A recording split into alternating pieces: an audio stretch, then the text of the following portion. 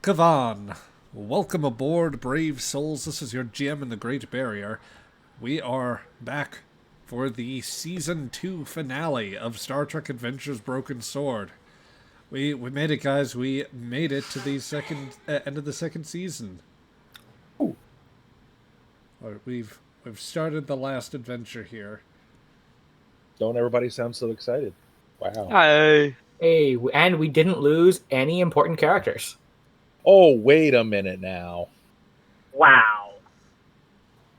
Well, we're getting Woe back, so I mean, wow.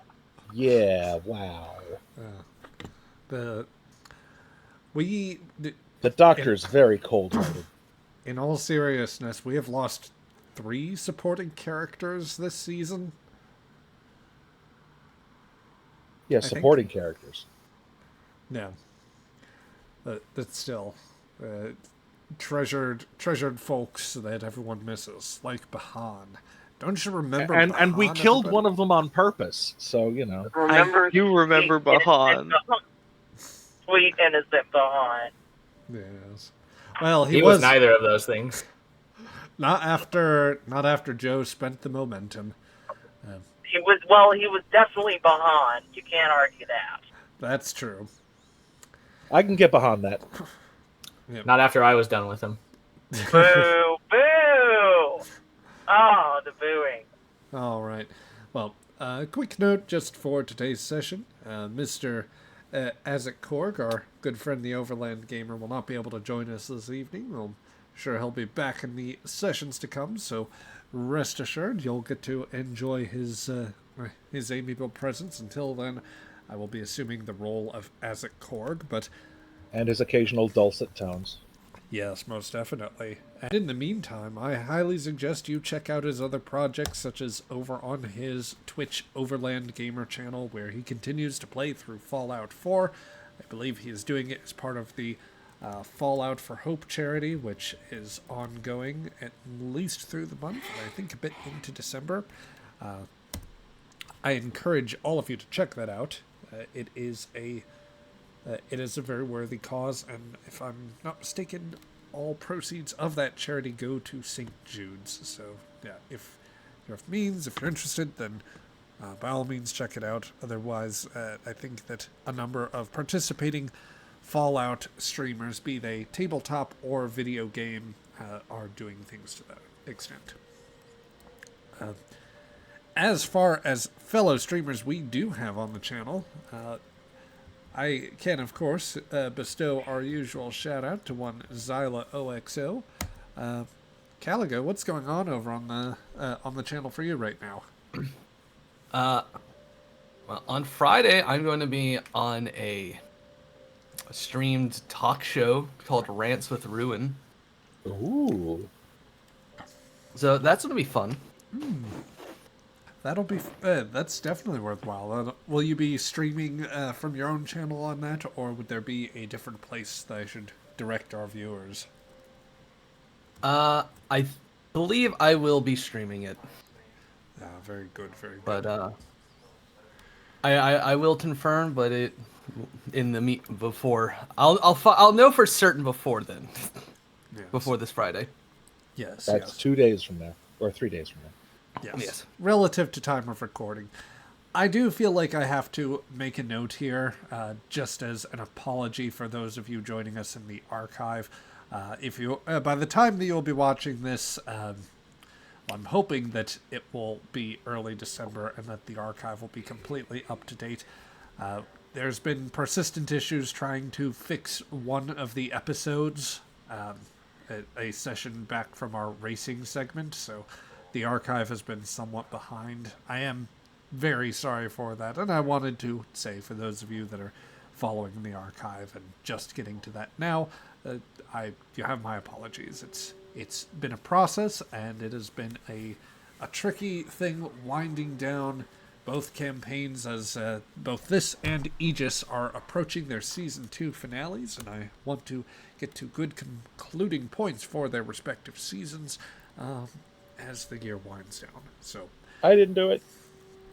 Indeed not. This purely the GM's fault. It was a bad Tuesday. Yes, for those of you that are following both campaigns, Aegis is at the very least up to date, and it will be taking this coming weekend off, which only matters for those of you in the live audience.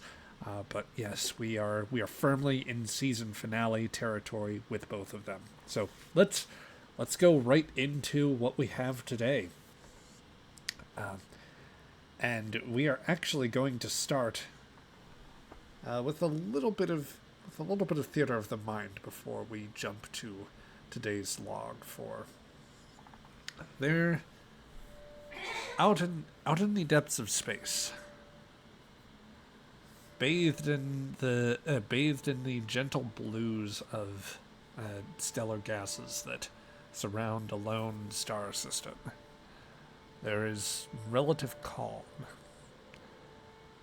Stars, planets, none that have nothing here that had known the touch of life that has felt it. That it is scarcely a place people even pass through, save for a freighter churning along, its impulse engines aglow, moving through this system along its usual route.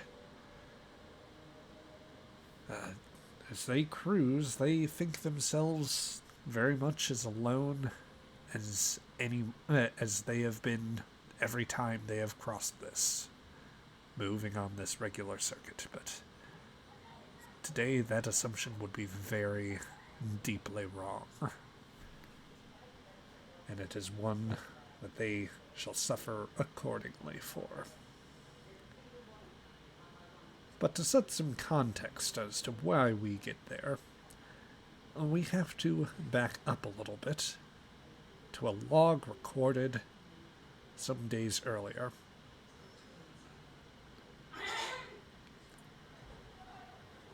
Doctor's Journal. 7th day, 5th shed of exile. When other races meet us. Their writings speak of a cold, unfeeling force incapable of emotions.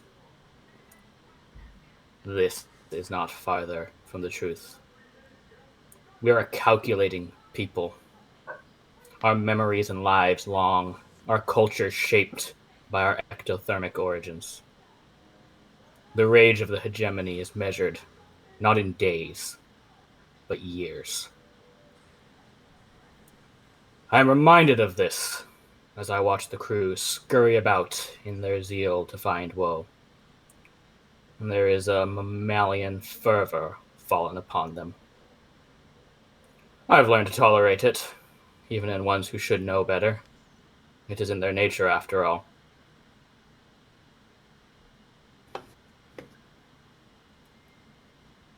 While they run about, my overall absence in their activities might seem jarring. But I have been researching, readying, preparing. This lead, given by our quartermaster's contacts, finally looks promising. But studying the technology believed transferred has led to a disturbing confirmation of my theories. It is likely an intellect is at play here, a mind amidst the baser instincts. All avenues must be accounted for this time. We lost so much because I chose rest over preparation. An error I have since corrected. Should my writings ever reach you, daughter, I was right. The universe does hate me. I believed that over a year ago, and I still do today. Now I know it has a far crueler punishment in store for me. Before I joined this ship, I had nothing but the cowardice to continue living. Now,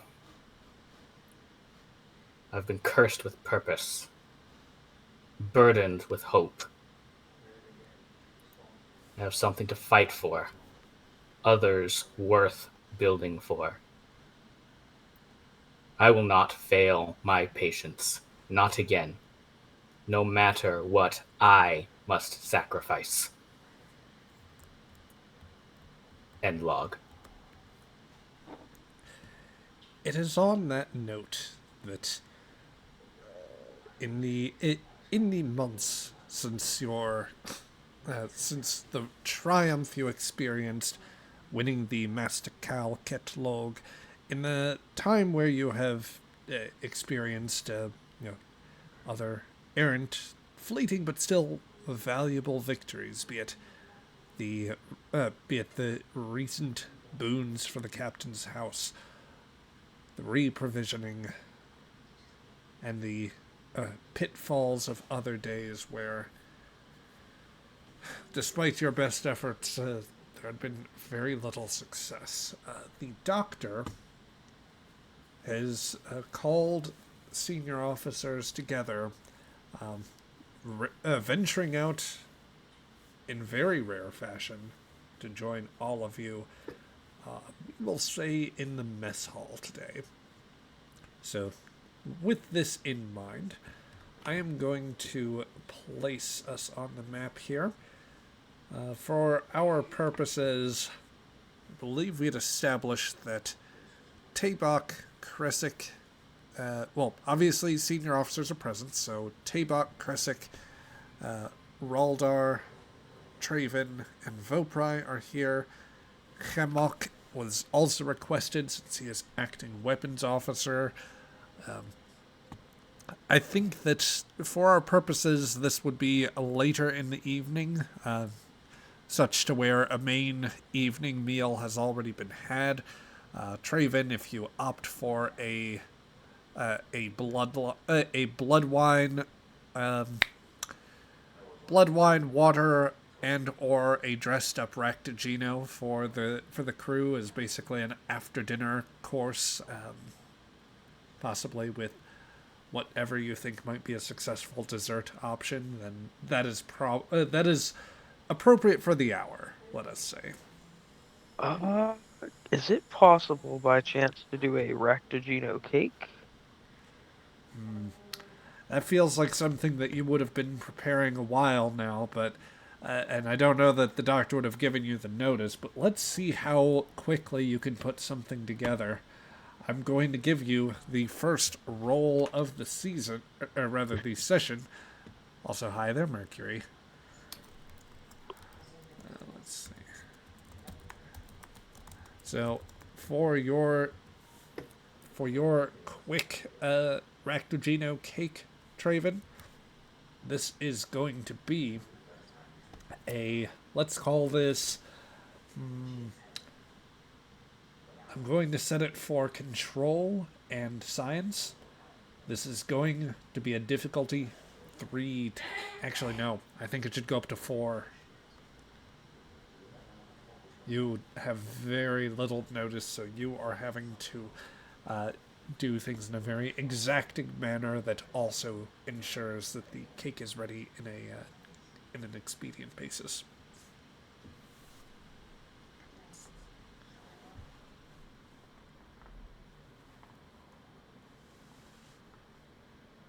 Oh, sorry, I was muted. Is determination per scene or per session?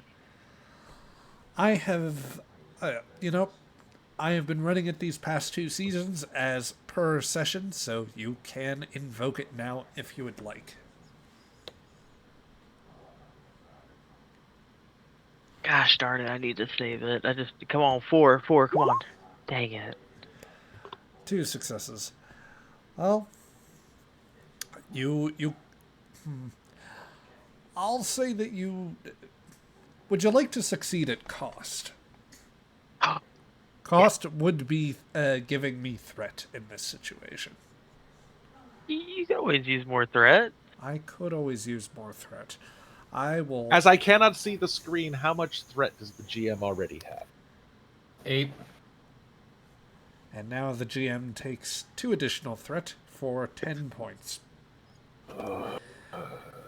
And And the chef brings out a very delicious ractigino cake put together in record time.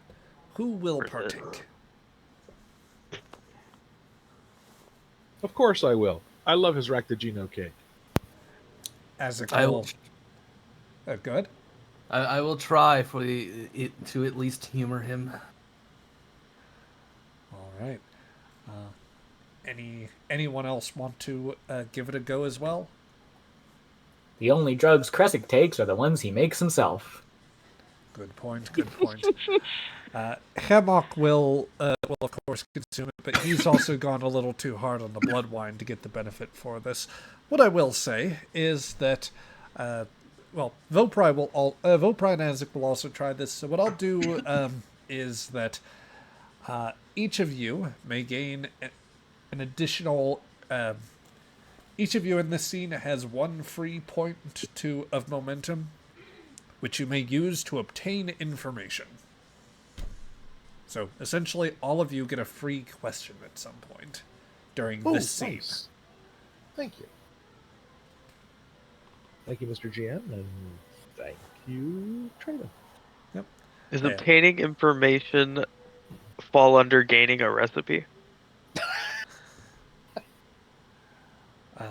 I'll say that if you want to make a note of this and save it for later, then you can do that. But I am very expressly granting you this option in the context of the scene, basically. Thank you. I'm trying to get my recipe list up. Of course. All right, so Doctor, the dessert course is being served. You are presented with your usual mug filled with clean water. The crew seems to be together, or at least those that you invited in.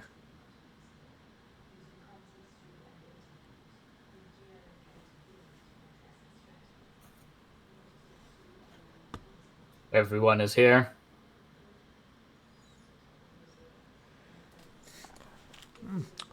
Azek will rejoin. Well, I mean, not everybody's here. I don't think Junior made it in. Everyone of consequence is here, Doctor. Good. What is the purpose of this gathering? I believe we have a tangible lead on our missing crew. You have news of woe? I have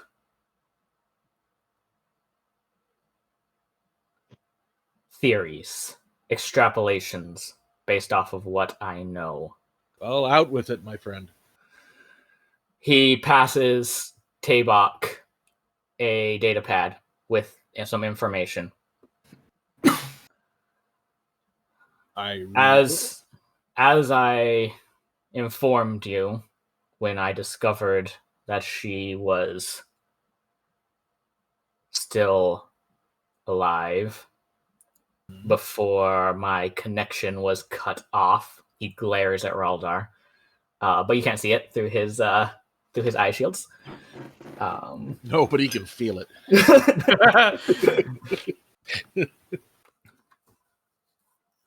I am under the assumption that she has latent telepathic abilities. If that is the case, and she is being held, then technology to suppress that would become invaluable. So I have been asking for assistance in charting where these technologies travel across this sector. There is a freighter working between the Federation lines, and honestly, this information is unimportant. But they have been importing medical technologies used on telepathic species, and there is no record of those goods being offloaded along their trade routes. Are you saying black market, or they're keeping them for their own use? I do not have that information. What I do know is they start with these technologies and devices. They end without them, and there is no record of where they were deposited. I can only assume either they are holding on to it themselves or they are offloading it somewhere.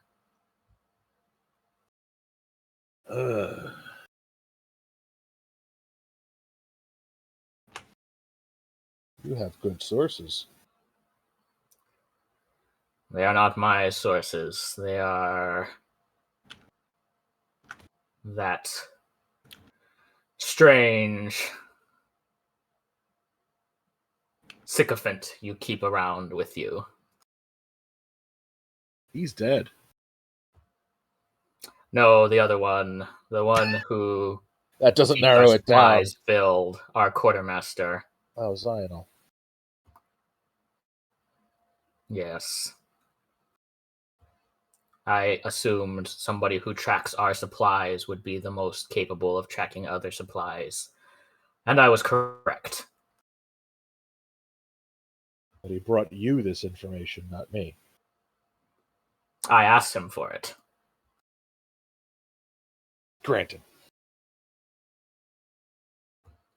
I would not have given false hope or plans to this crew before I had something real to present.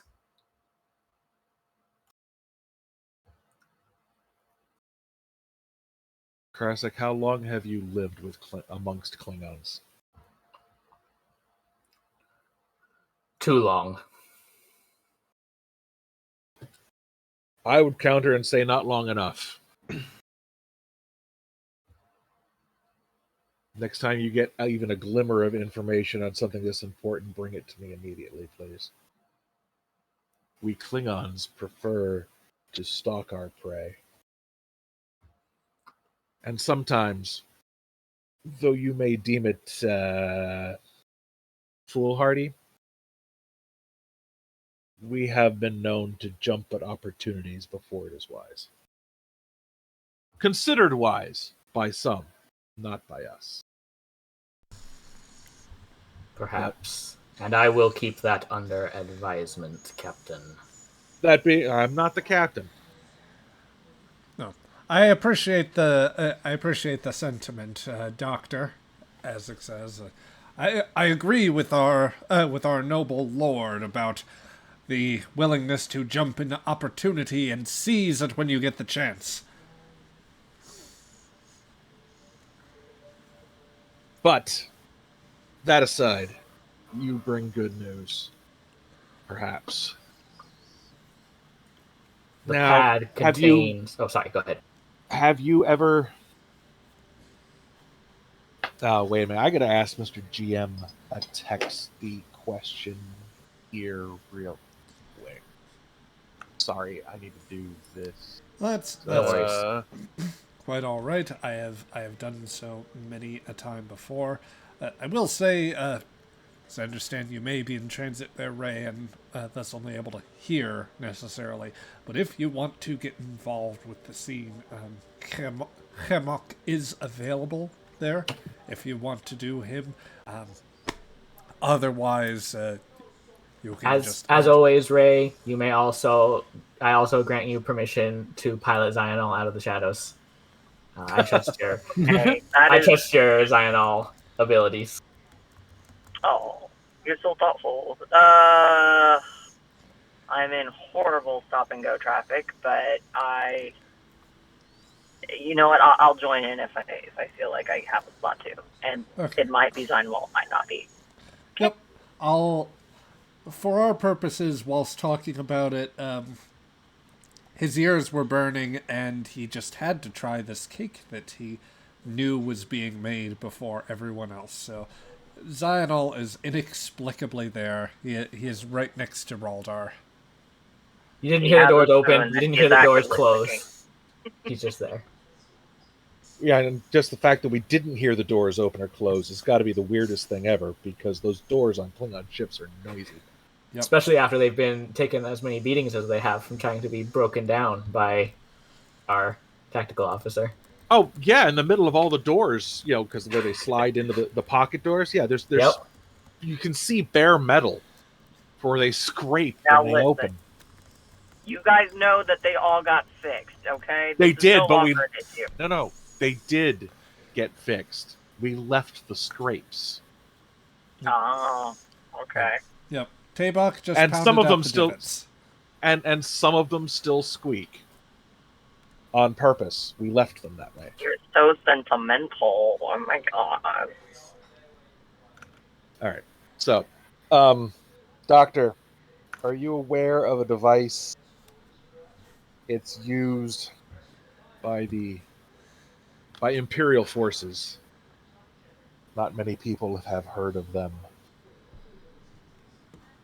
Sometimes I believe they're experimental, but I have experienced one. It's called a mind sifter. Have I heard of a mind sifter, Mr. GM? I can treat that as I think that Kresic would have heard rumor of something about something of that sort. It was in the handful of times. It might have actually been something that you had requested. You or somebody in the research divisions had requested that the military procure for you back in the day, but just never was able to locate that. Such that those were shipboard systems, they might have been on their higher-end cruisers, which, despite the Gorn's best efforts, they have never been able to quite catch and defeat one. I have heard of the device. I've never seen it. I do not know precisely what it does. I have ideas. I have experienced one.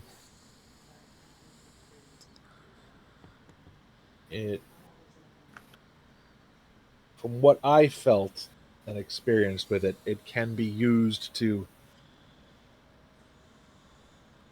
create or implant situations inside one's mind. Make you experience things that are not real. Sounds useful. I have also heard tales that if used at too high a power setting, it can decouple synapses en masse, resulting in death of self. I see. Why do you mention this? Because as far as I know, it is a Klingon technology.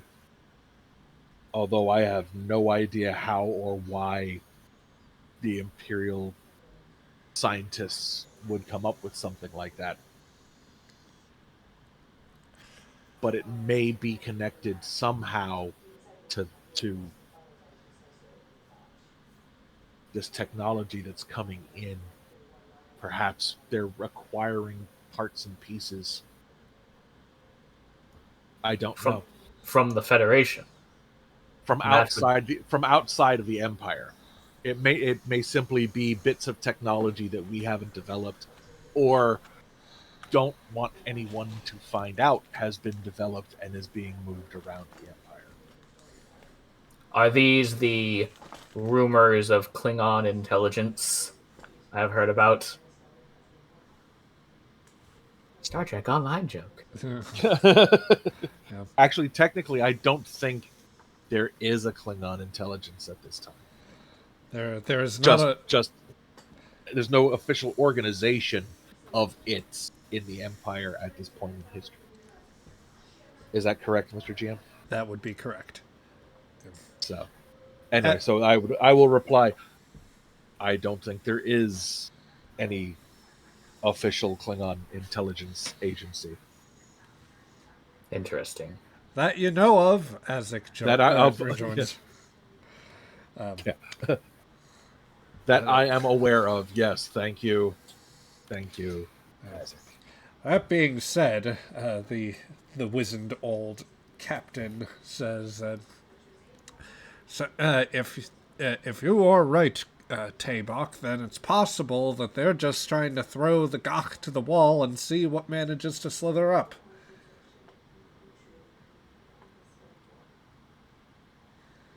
Always a possibility. But I mention this only because there may be a connection between the two, and that worries me. That worries me in ways that I cannot articulate.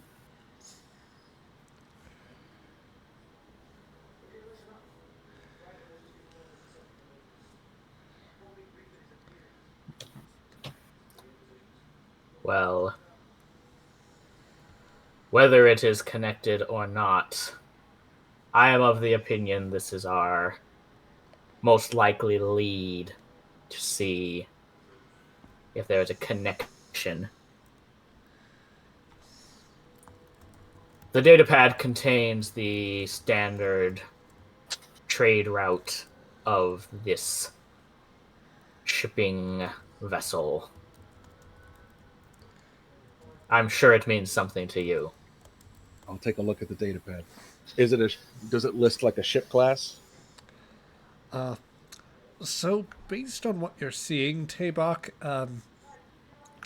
well, I'll tell you what. Would you like to roll and possibly gain some momentum, or would you just like to use your free question, the proper obtain information to tell you about this freighter?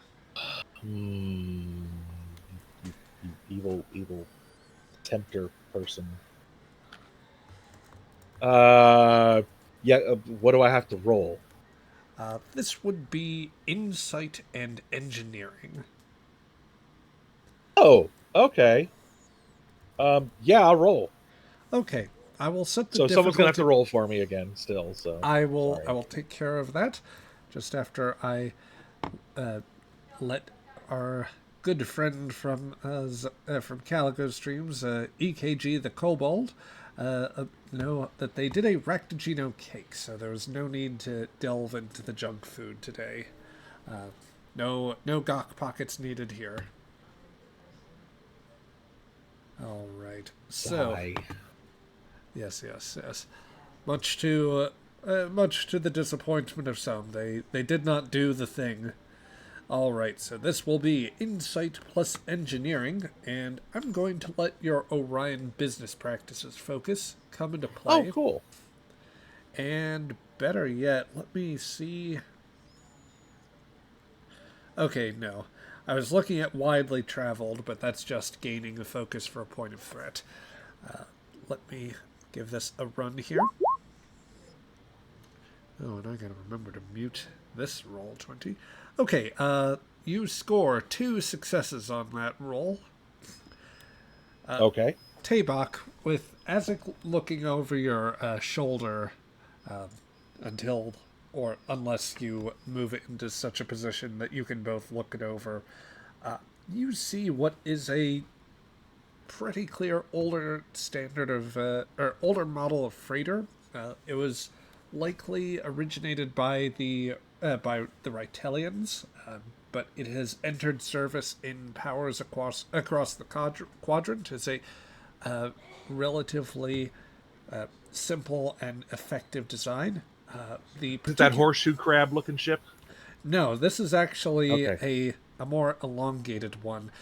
The specific vessel is actually referred to as the Danaias, flagged it's flagged with well, presently it is flagged with an Enolian standard, or under their maritime customs at present, but it also, from what information is present here, shows that they do extensive trading and have occasionally shifted to Rigelian colors, that is to say, under the regime of Beta Rigel, the Federation member. But yes. And these- it's in the Empire. It is in the Empire's volume of control. It is actually so the trade route is actually closer to the Triangle region of space, in the realm sort of between the Federation, the Romulan Star Empire, and Klingon control. Though it is passing much closer to the Klingon territories. They actually appear to be nearing a segment of space heading northward towards what would be the Romulan end, but there's an unusual anomalous marking, which Azek will take a close look at. Oh. Well, why would they want to go and do that? That doesn't make any sense. Do what, Isaac? Well, if I'm reading this right, it looks as though they're traveling into the Sikaval Gyre. It's a subspace formation between a couple of the major subspace currents. Sometimes it gets a little tricky, he says, with raising up his hands, holding them roughly parallel to each other as if to box something in. If the subspace currents get too close, sometimes they can exert influence on each other, and it creates a kind of swirling mess in subspace around it. Whereas traveling on most of the currents, it's all nice and smooth, and it's a lot easier on your engine. If you get caught between them in one of these gyre zones, it can actually really hamper your warp engines and make it very slow to move. So that's it's not a good place, especially if you're in an area light years around. You're going to be going at impulse. It doesn't make much sense for them to try and navigate into one of these. They're trying to lose any pursuers. Could they have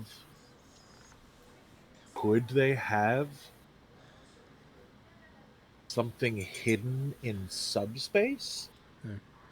Azek looks a bit closer. Actually, I think I know what they're doing.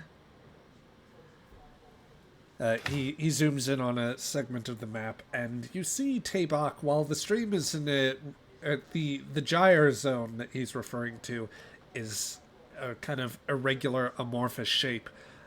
There is a part where it seems a bit pinched off. There's a place right here, a star system.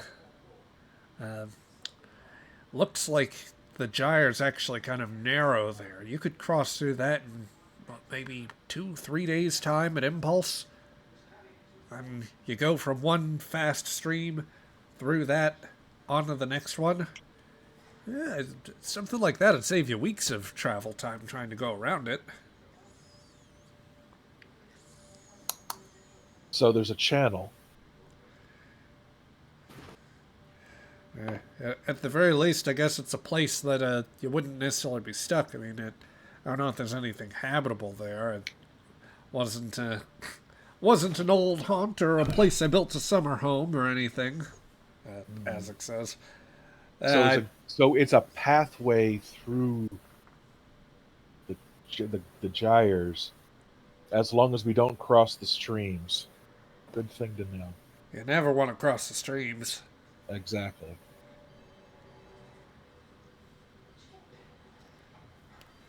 You think you can plot us a course through there?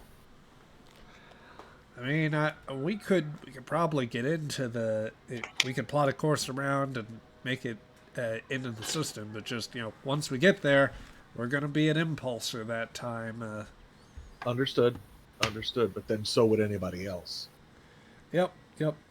The playing field would be even. Pardon me. Pardon me, that's human expression. Sean made a mistake. The Klingon board would be even. I will edit out your egregious error. Yes, thank you. If I remember. Fix that. Plot the course, Isaac. They may, if these people are carrying the devices that we think they are, maybe we can find out to whom they've been sold. At which point we can probably, hopefully, find Woe. But if somehow they're using these devices in tandem with the Mind Sifter, I don't know what condition she's going to be in when we get there.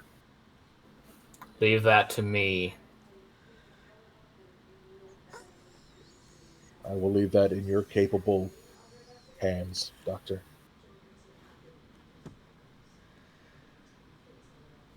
I know you can fix her body, but I don't know if her mind will be fixable. And if we cannot fix her mind, I will put her down.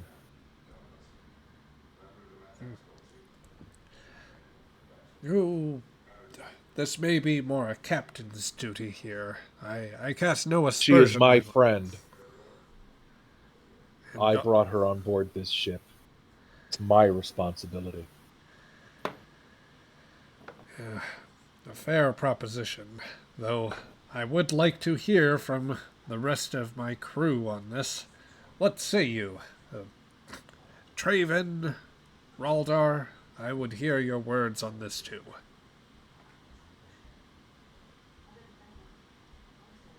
You're still on mute.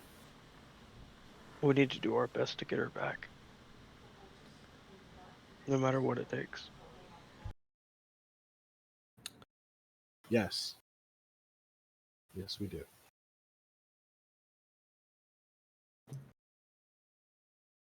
At least try to detain her before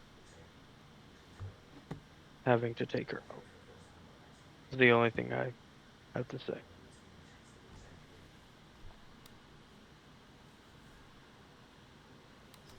I concur. Vopri, what do you think? Oh, I believe that that we should do our best as well, and failing that, he hesitates, looks off to the side for a moment. We should avenge her if we cannot succeed.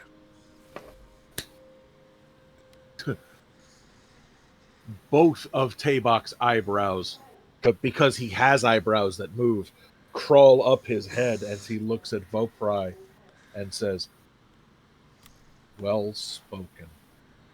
Well spoken." And then he gently claps him on the shoulder. That was an extraordinarily Klingon thing for that little man to say. Yep. A momentary coming around the table, encouraging clasp on the shoulder. Vopri. Vopri goes flying. I said gentle. I know. No, I think what you didn't understand is that Vopri goes flying because he sprouts wings.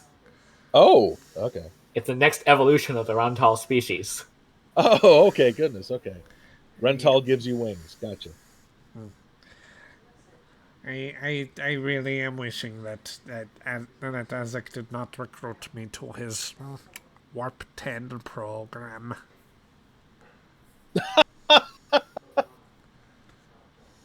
Could be worse. Could turn into a salamander. Okay. All right. Yeah. So with that, you are collectively resolved. You do still have some questions that can be asked here. Does anybody want? All right. to... So I'm gonna use my little my gimme. How many questions do I get? Just one? Yes, and you have used it. Very good. Anyone else? I have not. No. Classic. I kid. I fell for that. Oh It's my like, god. I fell for that. Are you the great sage? Yes. Really? You have two Yes. questions left. You have one Really? question left. Yes. Thank you. Come again. What makes it even funnier is that Chris Pine did the exact same thing in the Dungeons and Dragons movie. I forgot about that. All right. So, I'm going to use my guinea.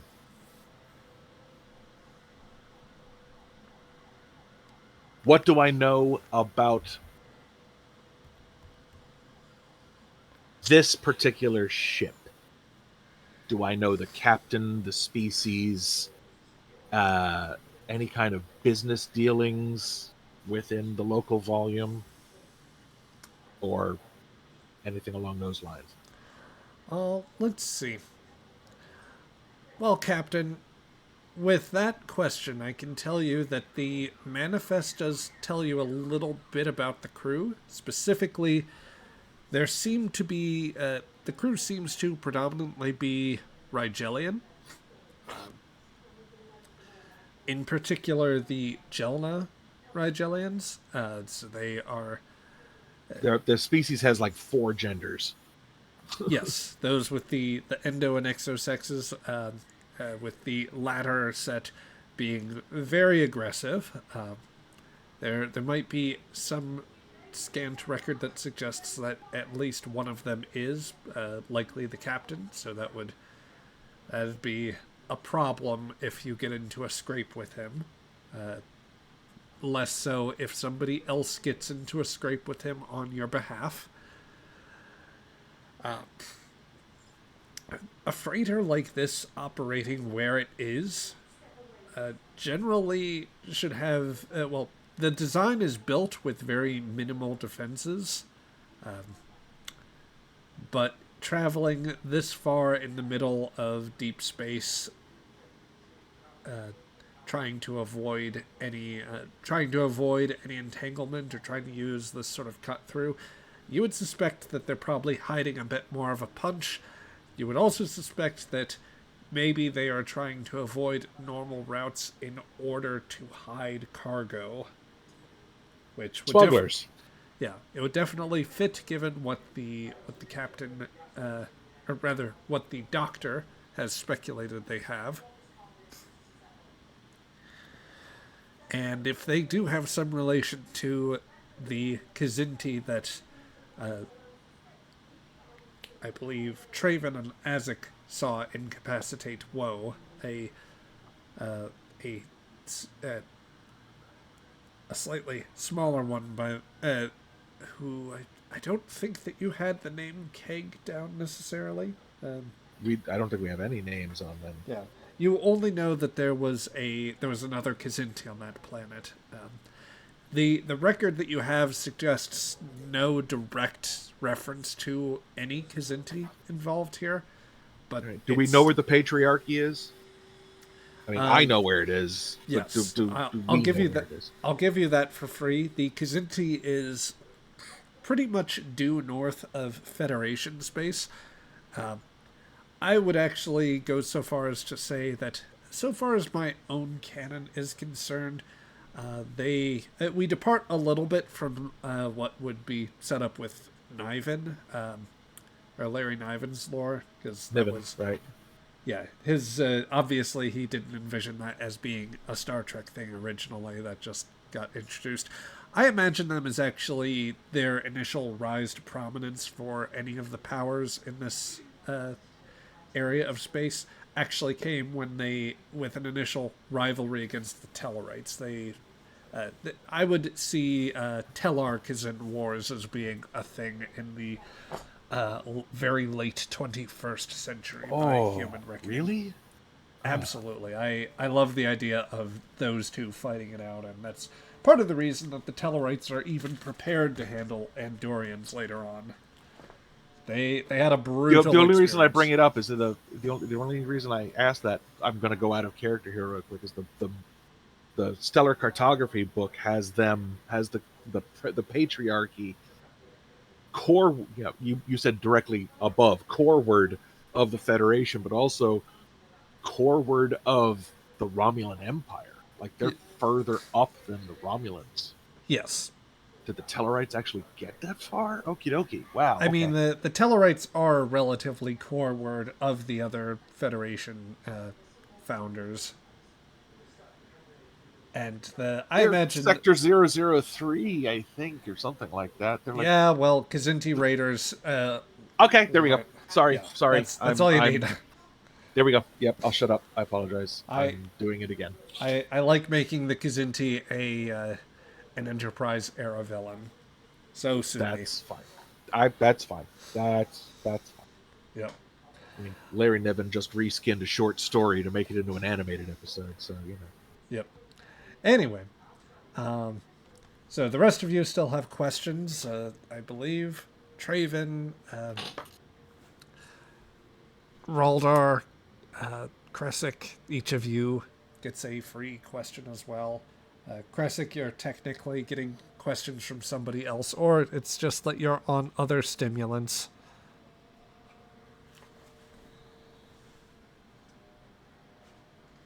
Does anybody have any ideas for me?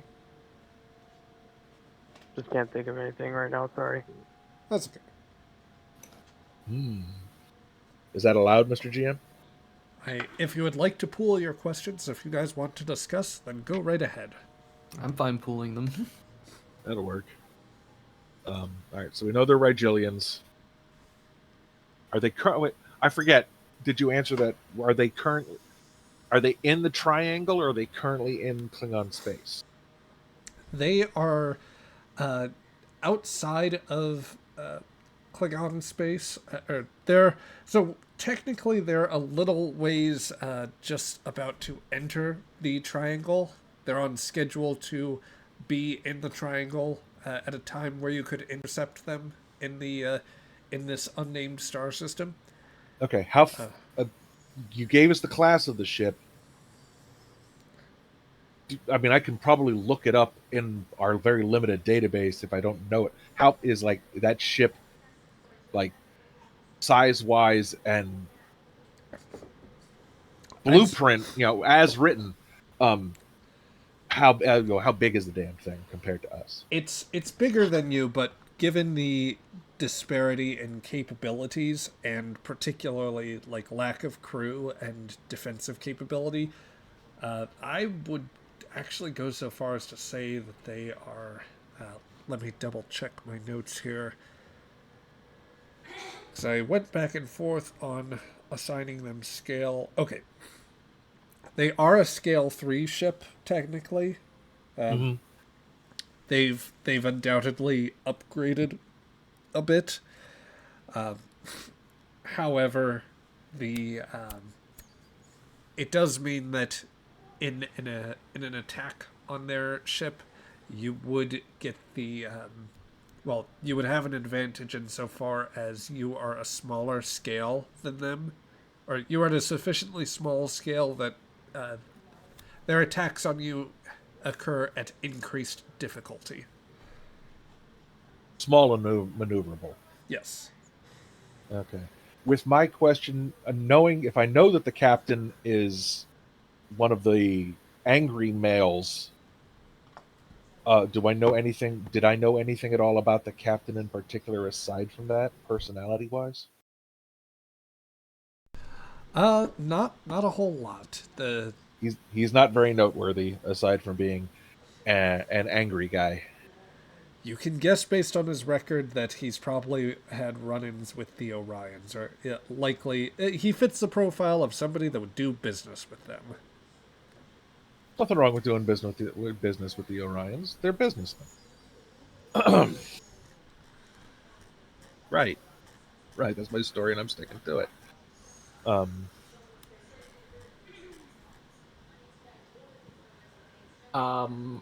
When we attack this freighter, other than Freighter Shipping Lines Incorporated, who else are we going to piss off? Depends on whom they are shipping to, which there are a lot of possibilities. There are, of course, if they are carrying anything for the Orions, that is going to be, well, you just may not want to mess with any cargo that's going their way, or at least not follow through with anything, no matter how valuable or intriguing the cargo would be. And if there are any green women, do not go near them.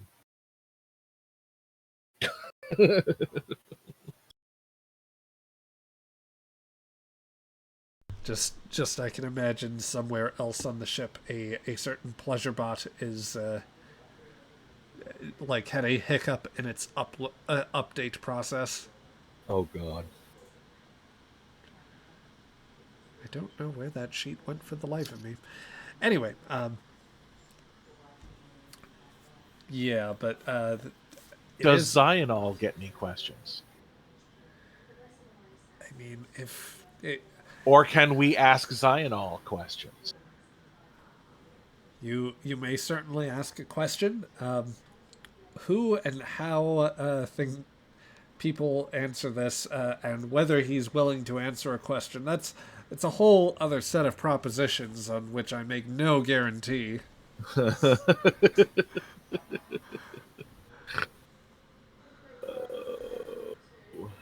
Was this you on the grassy knoll? Come Ooh. Now, let's not get into any uncomfortable questions.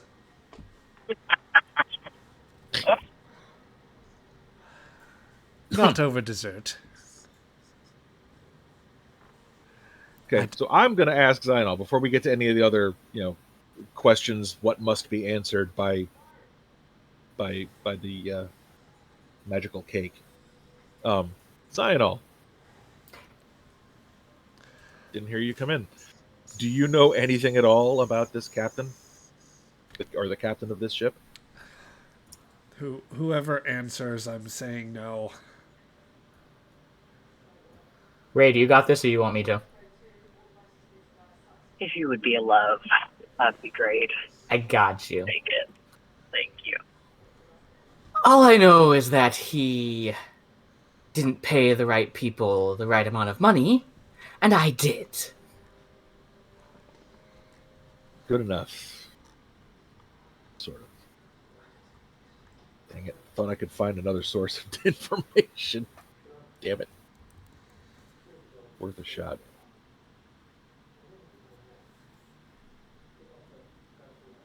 So let's see. I asked my question. Tabak asked his question. How many more questions do we have? How many more information spins do we have? Effectively, I'm going to say 2. 2 more.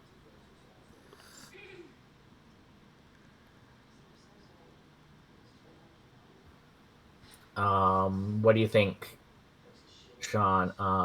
Weaknesses of the class of vessel? Do you think that's a good question to ask? Yeah, weak spots. Generally known weak spots in their shields, in their structure, in their power systems. Yeah, those kind of weak spots. Any known to that class in general. Any 2-meter long ventilation shafts that we can send a photon torpedo into? I'll say that there is. I'll say, Tabak, that you notice that the class of ship is it is dated from before a certain time, where you remember that there was a posted recall on some freighters in order to ensure that a power conduit was properly repaired. For if it were left unsorted, that would cause considerable risk if an energy discharge hit it. Basically, I'll let you use that to freely gain the advantage that if you specifically target a separate subsystem, I will throw in a bonus subsystem that gets damaged. Okie dokie. So, a general recall for wear and tear on an EPS conduit. Okay. Or set of EPS conduits. There we go. I like that. 1 question left. Anybody?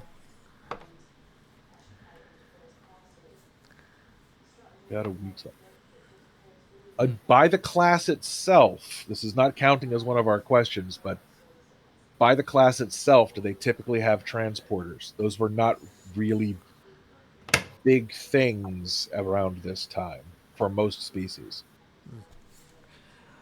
Well, the I mean, the Rigelians... Klingons had them before the Federation did. Yeah, I would say that it's pretty standard for ships that operate Federation freight. Well, certain types of Federation freighter to operate with a cargo transport. This one I'll say is old enough to where that's not the case.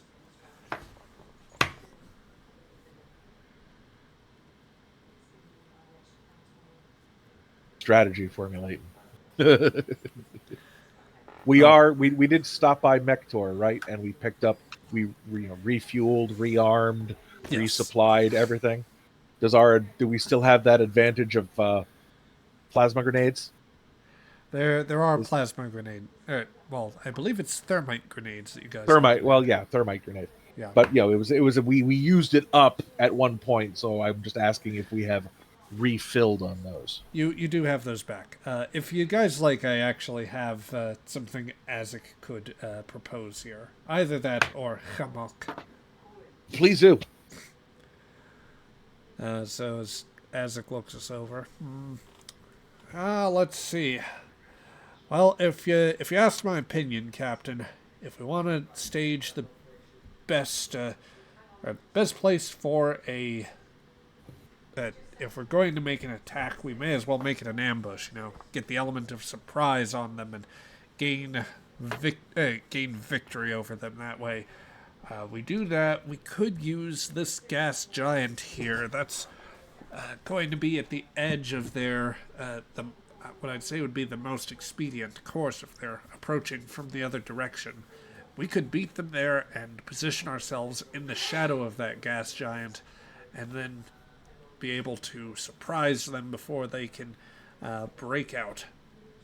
Do the subspace currents do anything at all to our sensors? Well, or to theirs? Within the gyre, I don't think that would do too much to their sensors, but the gas giant itself would. The magnetic field could help obscure them. Also, the particular system seems to have some excited cosmic gases around it, so aside from... Well, it's going to do two things. That could add a bit of issue for everyone's sensors. It also looks kind of pretty. Okay. All right. Well, Vopri, I want you to keep an eye on the sensors to see how we're affected, and as we're going in, and see if you can formulate a way to clear up the as much of the interference as possible.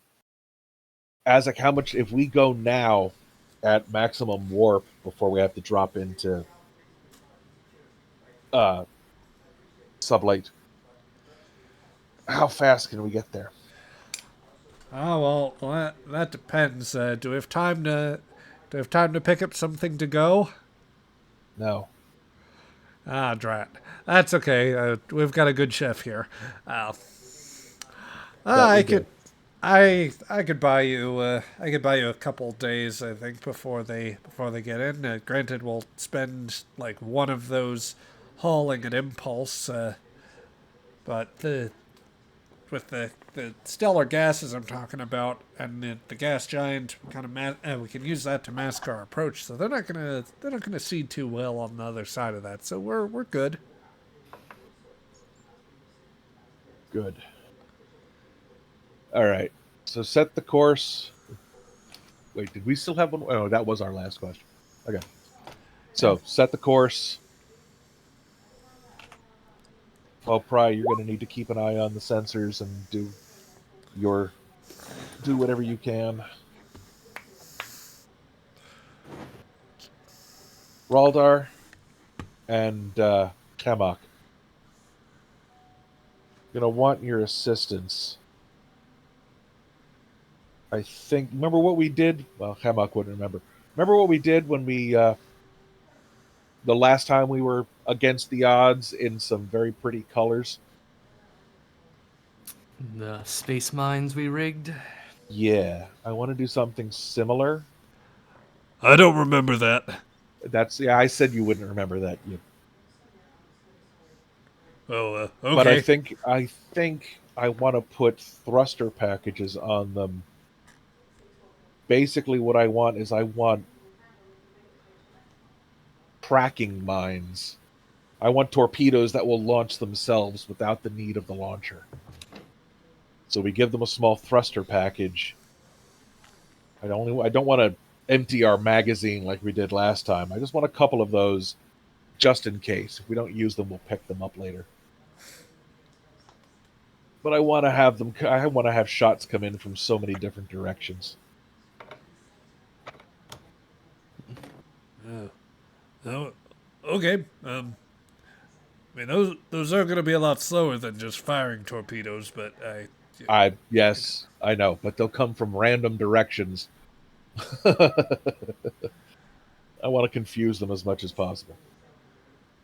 All right. I'm all confused, so you're doing a good job, Captain. He's the captain. Oh, okay.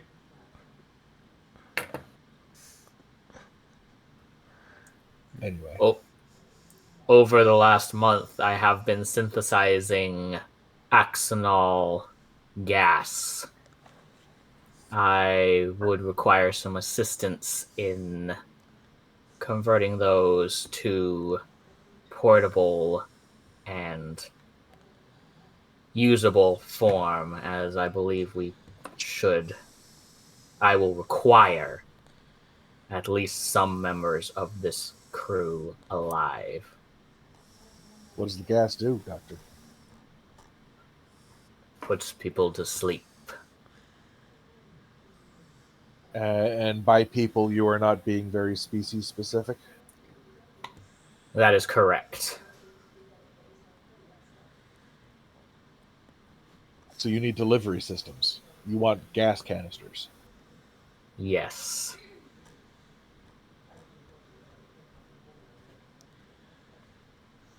Kemak, can you help him with that? I'm pretty sure Raldar and I can handle the thruster packages.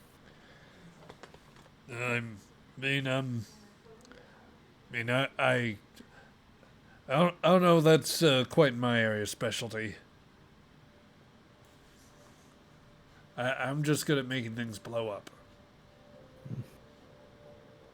Maybe some of the other crew has some engineering experience that might apply. Kelshaw, perhaps. Kelshaw, I'm not sure how she is with weapons. She's a good engineer. Raldar, can you handle the thruster packages if Kemak helps? I believe I can. Right. At this point, Isaac stands up. Well, look, it sounds like we've got some things to do, but there should be time to work on all of those. I'm gonna go ahead and get us started, and I'm giving the order now. We're canceling all our Quark Dash orders. We gotta. There's no time for any more of that.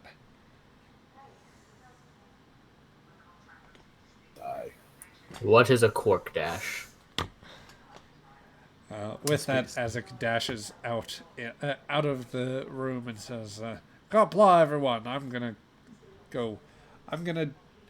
either gonna fly us there, or I'm gonna order somebody to fly us there. We don't really have other good pilots."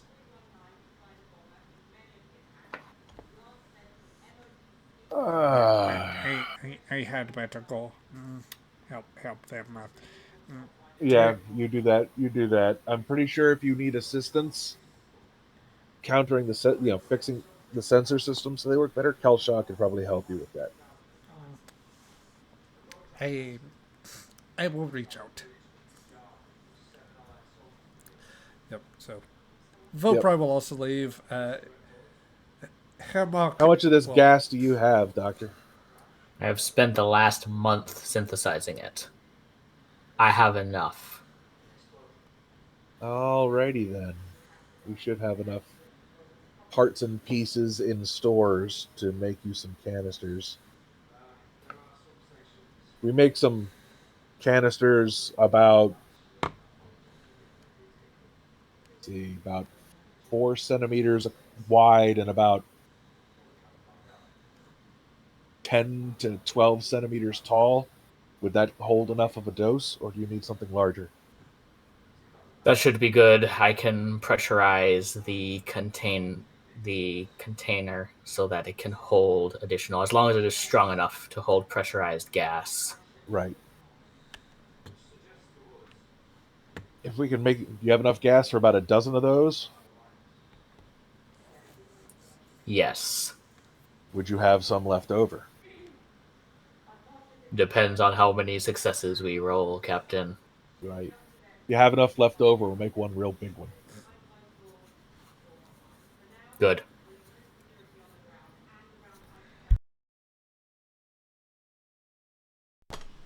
Oh. And as at that point we hear the engines ramp up. I think we should get started. Yeah. Woo! Go team. Yeah. Let's, let's do that. So, yep. With that, the meeting dismisses. I don't imagine that Tabot concludes on any particularly inspirational note, in part because that is now Azek's job, but also because all of you have plenty resolve to go and find your lost companion. So, we will skip ahead in the timeline as the Yon jumps to warp and is racing towards the unnamed star system at the center of the subspace gyre. So we warp out, go to commercial, come back from commercial, and then we have a 2-minute montage of all of our preparations, right? Something like that. I do know that, at least one of those would be an advantage to create. I think Raldar had something that he did have a scene request in mind for that, or there's at least a fun opportunity, so we could run that in sickbay if you wanted. I am open as other people wish to do things.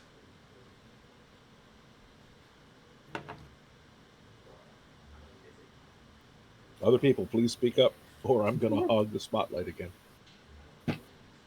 You hog it so well. What's Traven doing? Over Probably this time. cleaning. Yeah. Traven, I do have something for you later on.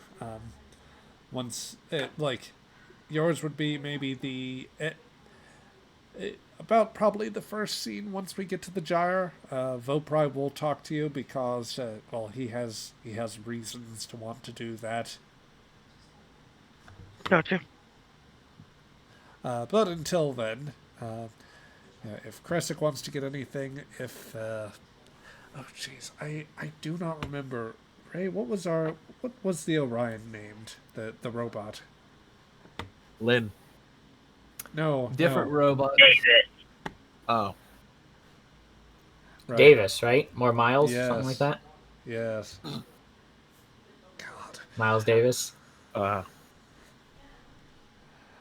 Feeling kind of blue about that. Yep. Okay. For those of you in the audience, that was a music joke. Yes, we all got it. Or we all pretend to get it. Anyway.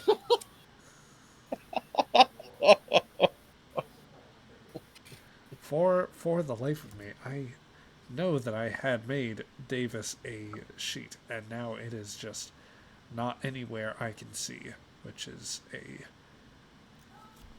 crying shame that will have to be rectified between sessions.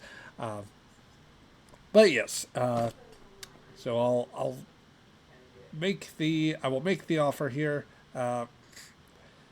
Besides, I know one scene requested involving the Doctor. Does anybody else want to do anything? I set so many wheels in motion. I think I'm done. Fair enough.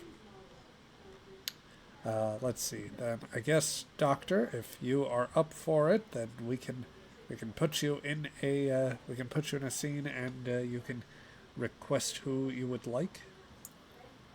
Yeah, we making grenades, right? That's what this scene's about? That is the Making case. gas grenades? Yep. Roll that beautiful beam footage. Yeah. I got So, that yeah. reference. All right. Whoever the captain assigned to work on that is going to be helping him make grenades. Yeah. Azek will simply say, whoever you request, they are yours. Spare no request. Which I imagine, if the first thought is Tabok, it's like, I'm doing other things. I am not ordered by the captain. So, unless Sean really wants another scene.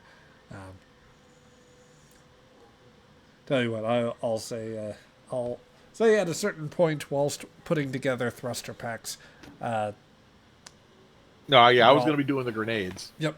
And Roldar and Kamak were going to be doing the thruster packs. Lynn Cry and Kel Shah were going to make sure that the sensors could get through any static in the area, especially targeting sensors. Yep. Did I hear Caligo? You were actually more interested in bringing Lynn into the situation. Lynn is actually a halfway decent engineer.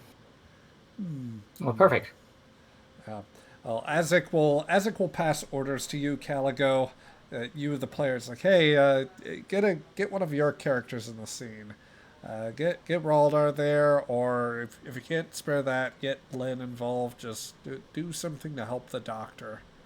I think there's interesting scenes either way.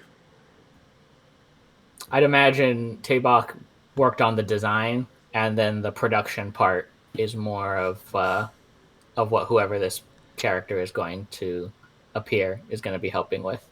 That sound fair, Sean? That sounds perfectly fair. I've made all the parts. Someone's just got to assemble them and gas them up. Yep. So, Caligo, choose your character. Dun, dun, dun, dun. I think Lynn could have fun there, unless you really want Raldar for the lizard moments. I do. No, it's fine. I do. I mean, I love me some lizard moments, but yeah. Raldar sending Lynn, sending anyone else to deal with Kresik is completely in character. So, yep. Kresik, despite the fact that we haven't hashed this out yet. One day we will. One day. Yep. So, Doctor, you do actually send a request to engineering, begrudgingly recognizing that you are going to need that soft skin's help, and a soft skin certainly walks through the door, just not the one you were expecting. Oh, it's you. Hello, Doctor. Hello, Lynn.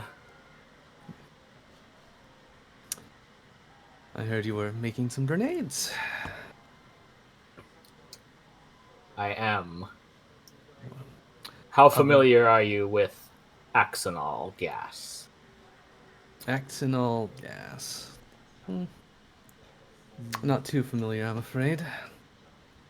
Deployment systems, on the other hand, a little bit more. Good. I will focus on the gas. You can focus on the systems. Good. Okay. I am going to ask you for whatever word exchanges you would like to share, and while you are doing this, this is going to be, for the Doctor, a control and medicine role.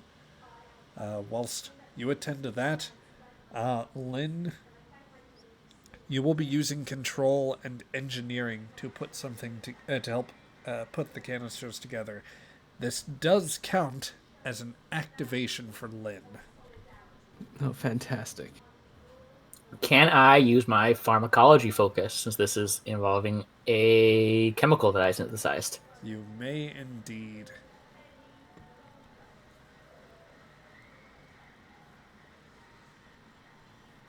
May I use Lynn's handheld weapons focus? You know, that does kind of make sense. And what is the difficulty? I am going to allow you to set the difficulty between a 1, 2, or 3. Depending upon your threshold, you will gain a certain number of grenades available. Or we can say that the maximum would be 3 that you could succeed at. It's a question of whether you want to lower that threshold and possibly gain momentum, or raise the threshold and ensure that you have multiple uses of the grenades, or can confer the grenades to multiple people. What do we think, team? Middle of the road. I will is my say suggestion. But you're doing it, so you guys pick. Yep. What will you say, Caligo? that Lynn does have augmented ability, What is her augmented ability? control, daring, and fitness. Okay. Those are a lot. That's a lot. That's okay. Yeah, okay. That's more than Cressic has. What do you think I've been spending all our activations on? Good heavens. Jesus. I love it. Okay. So at that point, my personal recommendation would then be friggin' go for it. Yep. I'm going to do something very out of character for Cressic. GM, take a point of threat so I can get a third die. I will accept a point of threat. Am I rolling as an assist? Yes. All right.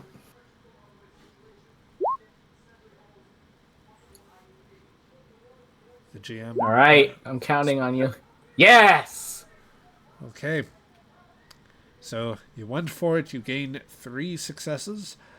You may confer the grenades to 3 fellow players. Technically 4 successes, right? Because of augmented ability. Oh yes. Control. That gains you a point of momentum then. Oh, thank heavens. We've gone this entire session without a point of momentum. I will let one of you designate yourself the momentum officer, and if multiple people do so, then you will fight amongst yourselves. And the survivor will be designated momentum officer. I was momentum officer last episode, so I bow out. I'll do it this time. It can't be me, because I can't make it go. All right. So as they're Chris- working... Oh, go ahead. Sorry. Please. I was going to say, Cressic, you, as the two of you work, I dare say that Lynn is able to work with a speed and precision that would practically be mechanical. That be fair to say, Caligo? Yes. Continue your thoughts, Doctor. As they're working, he's just going to ask, other than your onboarding physical, I have not seen you visit my medical facilities often. I usually take care of myself. And I haven't had much of a need to see a doctor. I haven't gotten sick or really hurt myself besides the stuff of the dancer. That will likely change soon.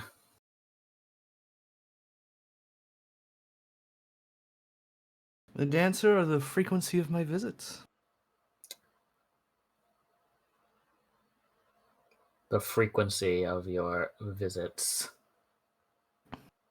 I see. The ship has a tendency to gravely injure its inhabitants. Ah. Well, I'm sure that keeps you nice and busy. It does. I bet they appreciate having a doctor that isn't a Klingon. Have you met the doctor that is a Klingon aboard this ship? I've not spoken with him. I've Good. seen him in passing. He is insufferable. A quick note, that doctor is also no longer aboard our ship. Oh, I did not know that. When we stopped at Mektor, he disembarked.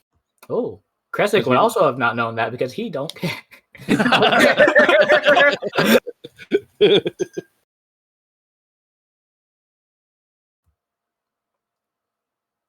When he first arrived, he tried to co-opt my office. I sleep in my office. I see.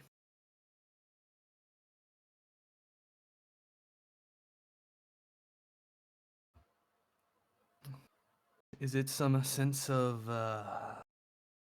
tenure he has? It is a sense of mammalian superiority that he has.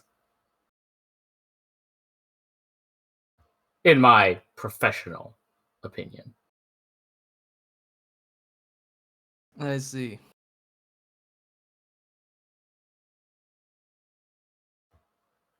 I just assume it's 'cause he's some old man.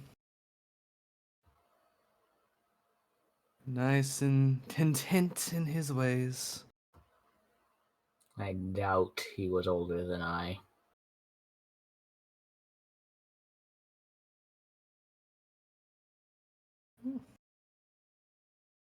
From what I recall, Klingons can live maybe 200 years. But how many actually live that long?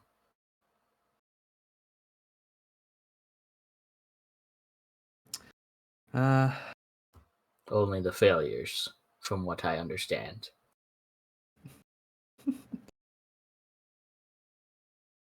Well, his hair is white, so all I'm guessing is that he is on the older side.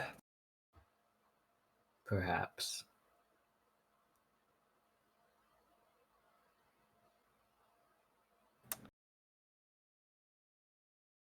Though age has never been much of a concern for me with the Klingons. Are there things that concern you with Klingons? Many things, in fact.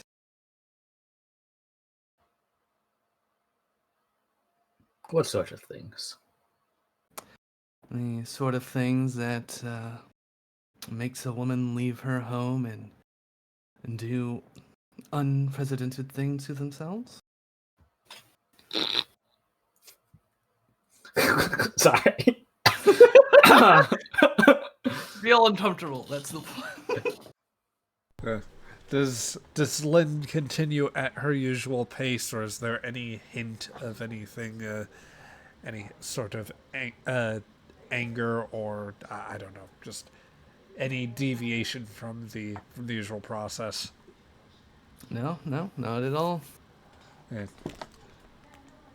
Unprecedented things leads to unprecedented methods, which produce unprecedented progress.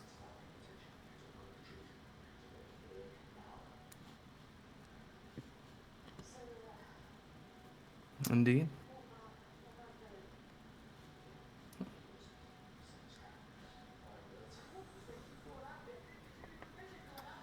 Biological or mechanical?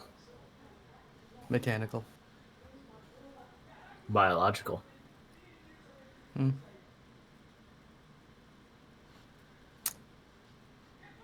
I assume you have your own reasons for not being in what you might consider your home. They were unprecedented times. I see.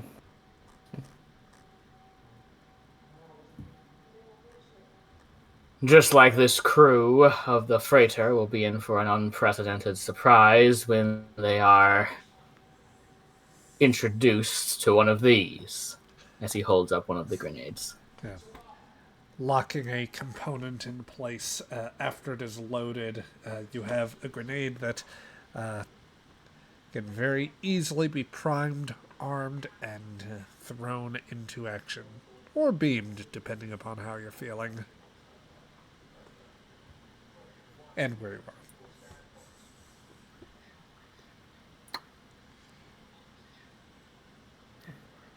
How do you fancy yourself with thrown weapons, Lynn?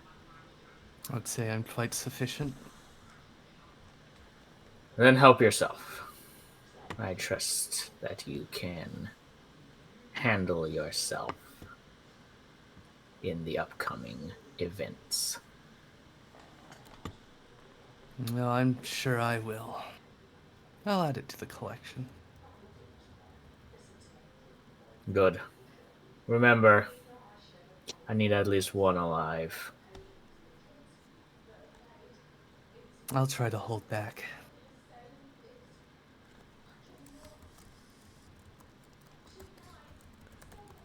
Good. Okay, so Lynn will be one of the people to take the Axonal gas grenades.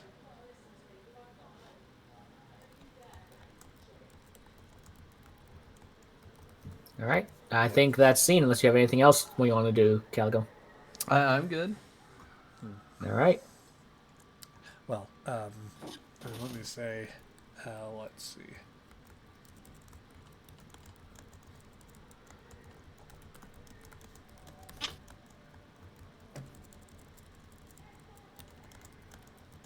Okay, any other things anybody else had on the list, just to check? Thrust torpedoes. We'll just we can let that be, I can give the captain a roll here and set something up, or just buy an advantage here to give you a photon mine or two. Traven's amazing cleaning project. Oh, we'll not worry about that either. Not pressing. Cleaning out the targ pit. Yeah. Let's see. Yeah, let's tell you what. Let's take a quick few minutes here, and I'm going to get some things reset. Sorry, I just see something coming in real quick, so I want to just tend to that real quick. But once we transition, we can. Once we come back, we can do a quick. We can go just straight ahead to the system, basically. How does that sound? Good. Good. All right. So let me just set us on quick intermission here. Let's see. I'm looking for the intermission screen. Where did I put you? You have to find the music from Monty Python and the Holy Grail for the intermission. I don't want to risk the copyright claim. Okay. Maybe yes, well, they'll try, and then the claimant will die of a heart attack. If only. All right. Let's see, just all caps that. Intermission. And that. All right. So, folks, we're going to be back here in just a few minutes, and we'll allow the GM to rehydrate, and we'll pick back up with more of the adventures. So, be back very shortly.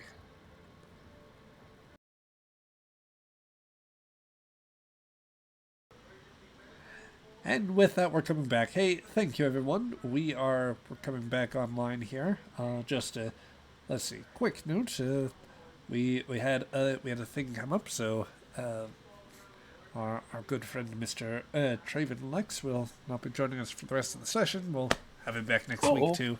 But till then, we are going to come back and continue here, finish things off for the evening in spectacular fashion, to be sure. So let us join the Yawn in orbit. It has been a couple of days since the Yawn made an abrupt course change and ventured forth to the Sikaval Gyre, a zone of subspace in which warp drive is generally difficult to engage due to very inhospitable subspace conditions. At its narrowest point, there lies a star system, the place where you presently reside, and in particular, there is a gas giant that you are using to mask your approach. It has been it's been some time since it happened, and you've been getting settled in for what is likely to be a well, if all goes well, what is likely to be a quick ambush. We join the crew on the bridge of the yawn, where the ship stands at standby at present. Tabak, you stride onto the bridge. The work finally completed on the supplemental photonic mines. One moment, guys. Sorry, just a little congested. Tabak, you stride on the bridge, having completed loading for the photonic mines. In the past few days, you have used the opportunity to prepare some explosives using some of your replenished photon torpedo arsenal. So you effectively have the one-time usage of laying the photon mines. That is to say, photon proper. Which, for a mine-type attack, that would be a control and con task with a difficulty 0 assisted by the ship's computers and security. The success that you generate would be the difficulty that an opposed ship would need to beat when they fly into the minefield. Okay, again, I wasn't going necessarily for a mine field per se. I was kind of just going for Hiding. There's a couple of photon torpedoes out there. When you get close enough, they actually go out of their own way to target you. Hence the thruster packages. That's fair. He's trying to trick them into thinking there's more than one ship. Yes, so like they were supposed to come from different directions than we are coming from. Fair enough. I'm just adapting them I'm adapting the mine rules, since that is Understood. the I most apologize. effective way to go about it. But yes, I take your point. Thankfully, the section of moon, or rather the planet in this area, happens to have caught some comets and other large rocks from the Oort cloud, some of which have collided in the past, and they're spread out sufficiently to where some had reached an escape velocity. Thus, you've been able to hide the torpedoes there. It'll be. We'll say that you have a very good sense of the direction that they're going, so you can declare the torpedoes to be in a zone when we get to the battle map. Understood. So yes. With that, I will say, I will give you guys one more point of momentum, since I treated that as an advantage that you are creating, and the difficulty on that task is always 2, unless circumstance dictates otherwise. Sean, Tabak's sheet rolled 3 successes on that, so you gain an extra point. I will make There you go. I will make the corrections on your sheet here. Okay. Please make a note of it. Yes. So, Tabak, you step onto the bridge. I'm all geared up and ready to go already, so I can just hop off to the transporter room if and when we need to. Yep. Azek, his arms resting on the chair to either side, looks over and says, all dressed up and looking for somewhere to go, I'd see. Yes. Well, I'm sure we can make that happen. I was actually gonna offer if you wanted, just for I guess old time's sake, if you wanted to take the big chair and I could pilot us in here, but that's quite all right here.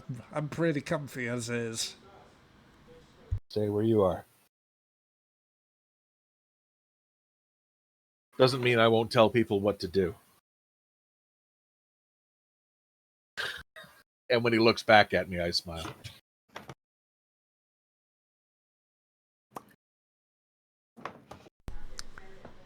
Let's see.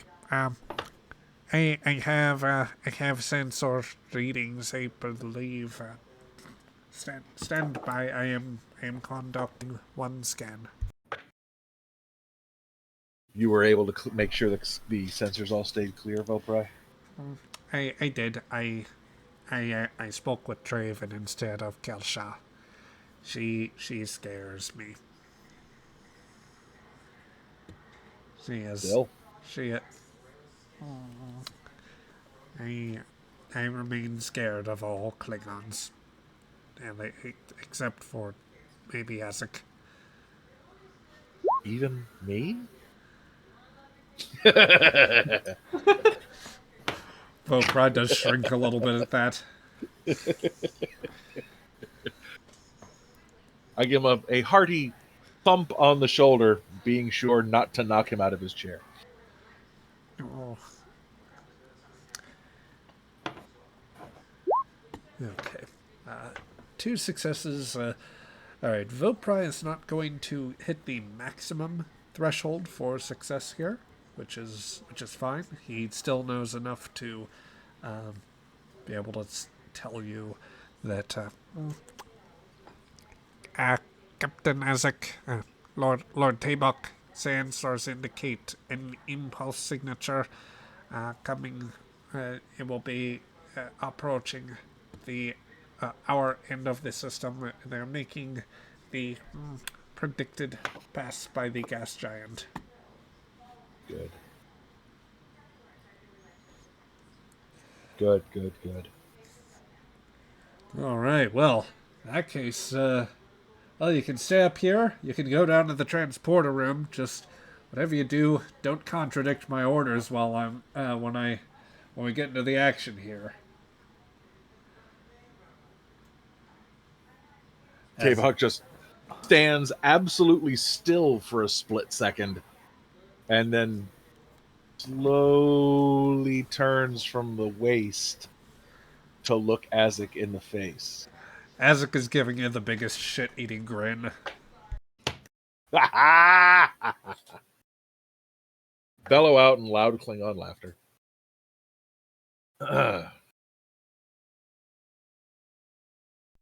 Yep. Proceed. All right. As you take your position, Azek say, "All right." He'll walk forward to the helm. Would anyone like to play our big meaty friend here? The Creel.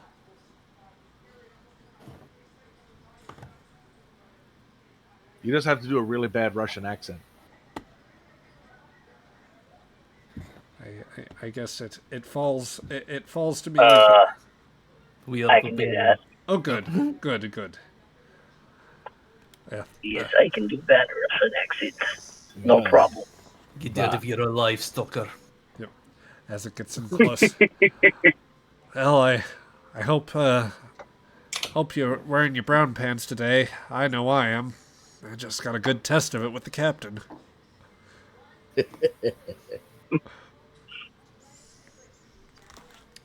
All right, Mr. Nogri. Let's give the smugglers a little bit of a surprise on their route. We're gonna leap in and give them a nice little surprise here. Go ahead and That's not right. That's the advertisement isn't supposed to be in here. What even kind of what nonsense is this? There we go. Azek says, "All right, Mr. Nogri, we're gonna give him a nice surprise here. So get ready to jump in at full impulse power, and we're gonna hit him hard here." Which I guess I'm. How hard are we hitting? As hard as Kamak can hit with the disruptors here, isn't that right, Kamak? I mean, yeah, I guess so, man. I can do that. I'm all ready. I mean, we're gonna use them hidden torpedoes first. Oh, yeah, I guess that makes sense. I'd tell you what. Let's see. I guess I'm rolling for you anyway. I don't agree here. So, for and me too, dude. man, I gotta do everything myself around here. Now I know how Tabak felt. All right. So let's see. First, just to see how everything went with the torpedo setup, and oh boy, Nogri is very bad at this helm business. I'm gonna roll using Azek instead. You don't like Nogri's rolls? How dare you? You come in, you insult my mother. Would somebody else get the ship, please? Computers plus security.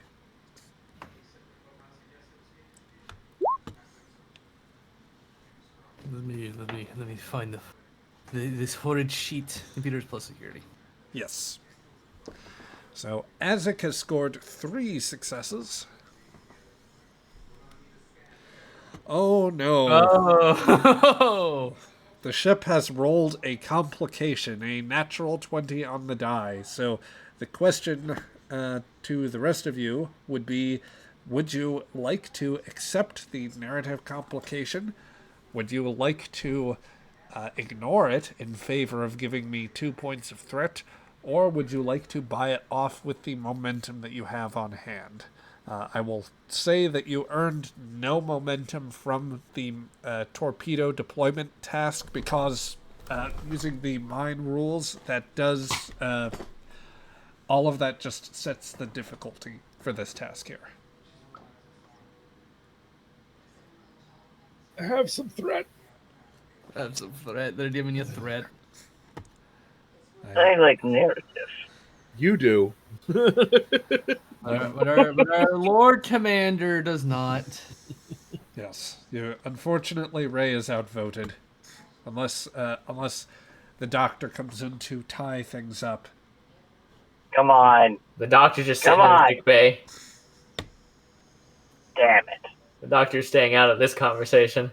Well, my vote's always narrative, but you know. Ralder is a team player. All right. So, in that case, the complication will not cause any sort of misfire or anything that would prematurely let them know. The Yan, preparing to zip around the orbit, uses the planet's rings to obscure them. We switch over to the battle grid, where our Raptor is hiding amongst the planet here. And they have just zipped into a zone here. Let us see whether they can overcome what would be a difficulty 3 roll. This would be, double checking here, control plus con assisted by sensors and security. So, control. This is your foes that are rolling, so this is not something that you will have to worry about, or well, we'll see what they do. Right. So you observe them cutting across the plane, moving through the star system, and right at the key moment the torpedoes activate, their guidance systems kicking in, zooming into position, the freighter is going to dip down rapidly, just narrowly avoiding them. That ship clearly has had some modification to its reaction control system, because that thing is not supposed to be able to move on a dime here like it did. But with 5 successes, they do effectively outmaneuver the torpedoes that you had set. But you definitely got their attention. So with that, they're slow torpedoes anyway. yes, that is working against you here. That being said, Azix is going to say, "All right, well, it was worth a shot. Let's give him a proper Klingon greeting. Mr. Nogri, take us in at well, let's see. Yeah. We'll fire up the impulse engines, full impulse. I'll roll for you here. So that is control plus con. Remember, Azek, we need at least the computer systems functional. And I think the doctor wanted 1 or 2 of them alive. I gotcha. Mr. Hammock, be prepared to target engines only. Okay, I can do that. What about that EPS conduit that the boss told us about? Should I aim for that yeah. too? Oh, actually, yeah. Target that instead. Shoot that specifically. All right, cool. No. Gotcha. Let's see. So Nogri is going to be able to take the ship in at impulse power, which will expend a point of power. But if one of you could roll engines plus con for the ship, please. Engines plus con. Yep. All right. Well, 1 success is all you need. The yawn zips forward from beneath the planet's ring, catching them in a moment of surprise. At this point, the initiative would technically go back to them, but if you would like, you can keep the initiative with the momentum that you guys have. Do we want to hold on to that and let them go next, or what, folks? We could. If we Don't hold everybody jump in there at once. Do we want to keep the initiative? If we keep it, we're in a pretty good spot to like dive in and blast them. What range bracket are we at? Because obviously I can't see it. So you have a zone distance between you still, technically, meaning that you are medium. But that's good for That's good for torpedoes, right? Torpedoes are a long-range weapon.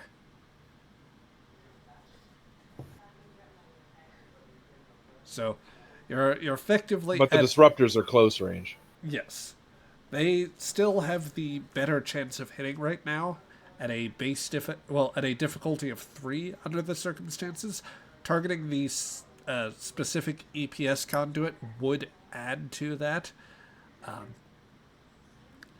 Chances are, I will say, if you let them try to run for it, they will. I mean, they cannot go much faster than you, and you stand a good chance of interception right now.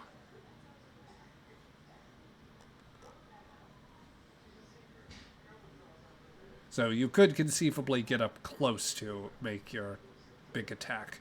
Or if you keep the initiative now, then you could, Azek will give an order and basically give Hammock give him the word to carry out the assault, and you'll have Hammock, you'll have the ship, and Azek assisting with his command role, or the direct action. Well, Azek's in command, so I guess he gets to make the determination. So if that's what he's going to do, that's what he's going to do. Don't pawn this off on the GM. This is still ship combat. You are the players. I cannot tell you what. We're forcing the DM to play both sides. Yeah, we are. I know. It is an interesting game. Sorry. Little War Games reference. Just go for it. Go for it. Go for it. Go for it. I'm already on my way to the transporter room. Yep. Tabak is fully Tabak has expecting left the bridge. by the time he is down in the by the time that he gets there, he fully expects Azek will have done his job. So we're on a clock, I guess. I will ask for those 2 points of momentum then, Raldar. All right. Hand them right over. Gotcha. Then, Sean, if you would kindly... you can't roll for Hamok. Will somebody... I can't roll poop right now. Sorry. Well, will somebody kindly roll for Hamok there? I can do that. Thank you. I have so many sheets up here right now. I know the feeling. Well, just because you're 8 people.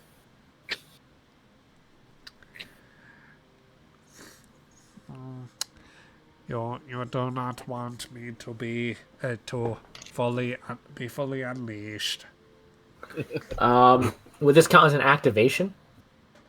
For Hamok? Yes. Yes, I believe so. What would you like me to do, Sean? I can get security up to 5. Yeah, do that. I think Lynch security should also go up to 5. If you didn't already add a talent for her, then go right ahead. A 4th talent? Well, I know not what was done earlier with... All right, control security, right? Correct. He has killer instinct, so I do not have to add threat for lethal attacks, but it's not really important right now. Shipboard tactical systems. That would definitely apply. Beautiful. And the difficulty? The difficulty on this task is going to be to target the specific subsystem with your disruptors. It is a difficulty of 4. Azek will assist you with a direct action, so he gets to roll his presence and command. I believe I treat this as let me double check the reading just to be sure, because I am having a moment where I do not recall whether he can roll both d20s. Let's see. Okay. No, it's just an assist. So the Azek will assist with no particular help there. Difficulty is 4. How badly do we want this to succeed? Because I could spend his value. Make it work. Okay. I'm gonna spend his value, something to prove, for automatic 2 successes. And then we're going to roll. Wow. I need to get 2 successes. You can... Well, you can definitely do that. As a matter of fact, you got 3 successes on the die. Added with the auto crit, you managed to meet the check and regain a point of momentum.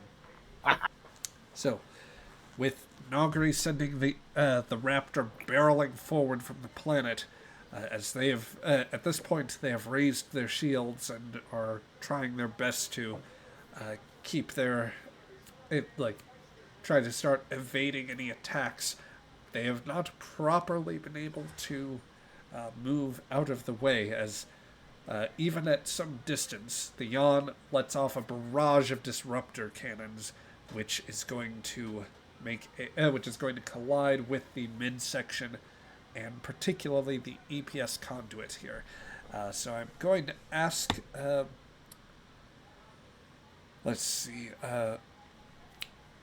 Caligo, if you have the ship sheet open, could you roll for disruptor cannons, please? That I can. Disruptor cannon. Damage? Yes. I will say beforehand, if you would like to buy some extra challenge dice on that, you could expend a second point of power. I've already deducted 1 for the cannons to fire. How much of an energy reserve do we still have? You were at 6. full power before. Okay. Do it. Do it. Do Do it. it. Do it. Okay. Do it. Do it. I believe you Alright. can add increase the disruptor cannons. Here, I'll take care of that real quick. I believe it adds 2 additional points, so I'll add that. Go ahead and roll for the cannons. All right. Ooh.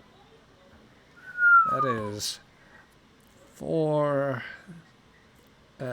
6, 8, 9, 10, and then 3 of those are effects, so that is 13 points of stress. That I is say that's a pretty good first shot. Damn. that is That's a enough hell to- of a salvo. So that's first and foremost, that exceeds 5 points, so that's enough for a breach. That collapses their shields entirely, so that's a breach. And It was the weak point. yep, that was the weak point. So, let's. Okay, not the effect there. So, what I am going to say though is that the impact on that EPS grid causes a series of secondary explosions and like streaks of electricity pulsating through the freighter as it just Cade completely failures are your friend. yes, as it completely loses power. Vopri will indicate mere moments afterwards, based on sensors. They have suffered considerable damage. Hull breaches in several sections. Several Did bulkheads go down, or do they have some sort of containment? Some bulkheads have activated. It seems as though, however, some may have been vented to space. I am reading only fluctuated biosigns. We may have caused more severe internal damage than realized. All right. Do you have a good spot for us to go in? By the way, Mr. Jim, I'm assuming we're wearing some sort of respirators. Yes, the If doctor. we're going in with gas grenades. I'm going to say with the point of momentum that you earned off of that roll, that is going to go into the opportunity cost necessary to get the freighter team a set of respirators. So let's make sure we have the right batch there. Okay. So yeah, the boarding team is me, Kresic, Lynn, and Zionel. Gotcha. And let's add two Klingon red shirts. Sure thing. So we'll Members of the Flying Circus. for purposes of economy here, I will place just placing out some tokens here. Okay. Didn't think I'd be using this so soon. Yep. The from the bridge, from the transporter room, the 4 of you plus 2 of the Klingons that are just kind of your meat shields or other supplemental additional warriors, reinforcements, as it were. You are getting audio from the bridge as Vopri says, there was quite considerable damage, but there are still some biosigns. I believe, my Lord Tabok, I've got quite the place for you to put down. It has the rare value of being somewhat temperate in climate, as well as still pressurized, and even better, close to people that are still alive. Good. Do it. Engaging transporter beam. Hopla, my captain and lord. Yes, sorry, Isaac. Sorry. As the feline before you engages the transporter beams. Disruptor pistol in hand, by the way. Yep, all of you are kitted as you so wish in this circumstance, be they with grenades, phasers, disruptors, knives, all appropriate to the situation. The curtain of yellow and orange overtakes you, and you dematerialize off the platform, ready to go into the next conflict and in the hopes of finding that lead on your long-lost crewmate. But that will have to be saved for next week, I think, as we're running close to We hear time. Majel Barrett say, "To be continued." Yes. So I think that for those of you in the archive, this is where we are going to leave off for now. I am glad you joined us. I hope you all enjoyed, and if you ever want to catch us live, we have been running these shows live on Tuesdays at 7:30 p.m. Eastern Standard Time. Feel free to check any social media just to verify scheduling there. But we will be back next week for those joining us live, and we hope to see you then. Until that time, chapla.